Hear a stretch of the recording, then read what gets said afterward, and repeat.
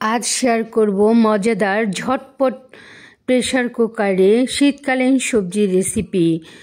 3 धरनेर डाल दिए आमी सब्जी रान्ना करेছি। खूबই मजादार একটা ডাল, मटर ডাল।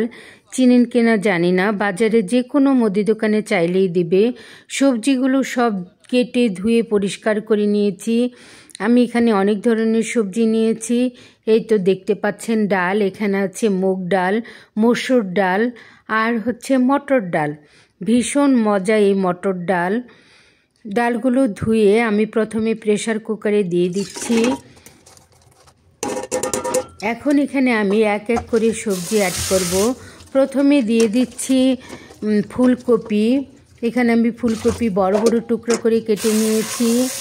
এখন দিয়ে দিব সিম আর আলু। এই তো সিম দিয়ে দিয়েছি, আলু দিয়ে দিলাম কাটা টমেটো। আমি 3-4টা টমেটো টুকরো টুকরো করে দিয়েছি হলুদ, মরিচ, ধনিয়ার গুঁড়া, দিয়ে দিলাম লবণ পরিমাণ মতো। এখন দিয়ে দিচ্ছি আদা রসুনের পেস্ট। আদা রসুনের পেস্ট আমি এখানে আধা চা চামচ ব্যবহার করেছি। এখন দিয়ে দিব কাটা পেঁয়াজ, কাঁচা মরিচ আর একটু কাটা রসুন। এখন দিয়ে একটু পানি দিয়ে, আমার পানি যতটুকু ঝোল দরকার ততটুকু দিয়েছি, আমি বেশি ঝোল দেব না। এই তো দিয়ে এখন 2টা সিটি বাজিয়ে নামিয়ে নিয়েছি। 2টা সিটি বাজিয়ে 5 মিনিট রেস্টে রেখেছি, তারপর নামিয়ে নিয়েছি। দেখতেই পাচ্ছেন কত সুন্দর হয়েছে। এখন দিয়ে দিব বাগার বা সম্ভার, যে যেটাই আমরা বলি না কেন। এখন দিয়ে দিচ্ছি পরিমাণ মতো তেল।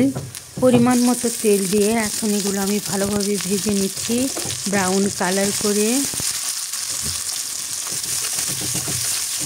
প্লিজ ভিডিওটা একটা লাইক দিয়ে দেখবেন। এই তো প্রায় ভাজা হয়ে গেছে।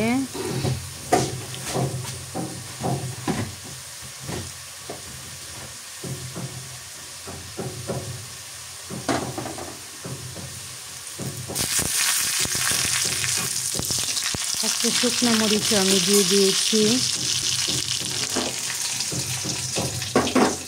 এখন এই সবজির উপরে আমি এই বাগারটা ঢেলে দিব। এখন ঢেলে দিচ্ছি। চুলা কিন্তু আমার জ্বালানোই আছে। এই তো ঢেলে দিলাম। এখন উপর থেকে আমি ধনেপাতা দিয়ে দিব।